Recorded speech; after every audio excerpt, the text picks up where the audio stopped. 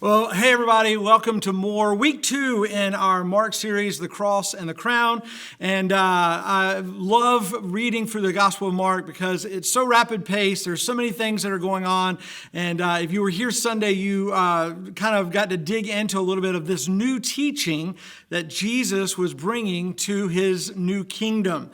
And so I thought we would take a second today because last week we looked, if you were with us in week 1 of our More series, we were looking at Jesus healing a leper. And from that moment forward, we begin to see Jesus healing many people. And some of those were highlighted as specific events, and some of them were just kind of put together as a whole lot of people coming to Jesus at one time. I want to read some of that for us today and go from there. So, of course, if you were with us Sunday, you know that we were in the beginning of our message in Mark chapter 1, rather, as Jesus is in Capernaum. He's teaching there in the synagogue, and he heals a man with an unclean spirit. He casts the demon out. Well, after that, the Bible says, beginning in verse 29, and immediately he left the synagogue and entered the house of Simon and Andrew with James and John.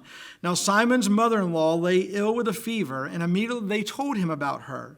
And he came and took her by the hand, lifted her up, and the fever left her, and she began to serve them. He heals someone else. Verse 32, that evening at sundown, they brought to him all who were sick or oppressed by demons. And the whole city was gathered together at the door. Think about that, the entire city. And he healed many who were sick with various diseases, cast out many demons, and he would not permit the demons to speak because they knew him. Well, as that begins to unfold, we begin to see over and over again this healing process. Last week, we looked at the last part of chapter 1 where he heals the leper, as I said, one of those first early miracles of healing. And then in chapter 2, we're not going to read that right now, but one of the most famous healings early on in his ministry was there in Capernaum. He's in a house. The house is packed with people. He's teaching, and 4 friends bring a friend who is a paralytic, is paralyzed, to see Jesus, to be healed, because the rumors, the stories are spreading like wildfire. Of course, when they get there, they can't come in, and so they dig a hole through the roof and lower him down, and Jesus heals them, or him rather. So let me fast forward past that later on in chapter 2, and I want to talk about what happens, because Jesus begins to really define his kingdom and the intention of his kingdom, which is being led by his heart. There have been many kingdoms, many kings, queens throughout the years, and many of them have been less than noble and not very concerned about their subjects, the people who are in their kingdom. One of the most famous lines in history has been attributed to and misattributed to or unattributed to a famous lady by the name of Marie Antoinette.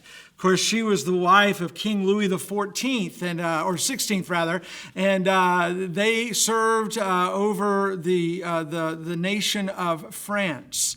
It was during the story, the legend goes, during one of a very, very grievous times in their history where there was a shortage on food, a famine, and the main staple of their meal was bread, and there was no bread, that Marie Antoinette is said to, or has been attributed of saying, when it comes to your subjects are starving to death, she says, let them eat cake.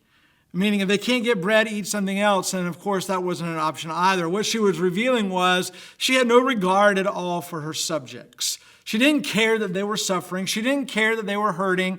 She didn't care they were dying. Now, whether or not she really said that or not, or if history's got it wrong, is beside the point. The point is that is often the way people in authority are seen. We struggle with that in our own culture of those who are over us. Do they care? Are they concerned? Are they really helping us? And that's a constant tension we manage. Well, Jesus, in establishing his kingdom, made certain to set the record straight of what he or who he was when it came to the people in this world.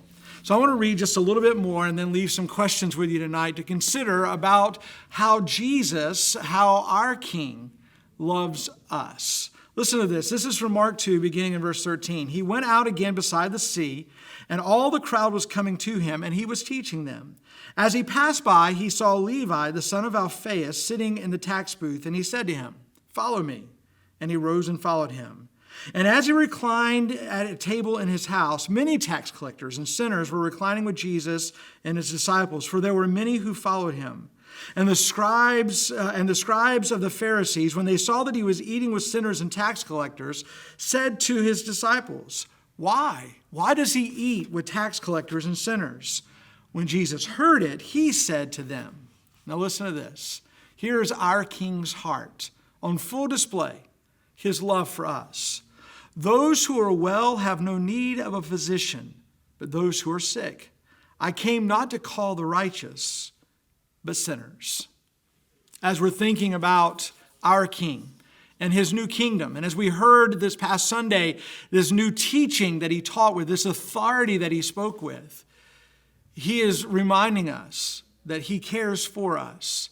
He's not a dictatorship of a king or a dictator of a king that only cares about rising to higher and higher fame and gaining more and more power. No, he has all authority already. He is concerned about those who need him most.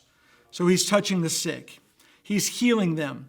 He's loving those who are outcast and healing them spiritually like tax collectors and sinners. And he reminded those who had questioned him about why he would do such a thing. As the main mission, his heart, he came to save those who are lost. He came to heal those who were sick.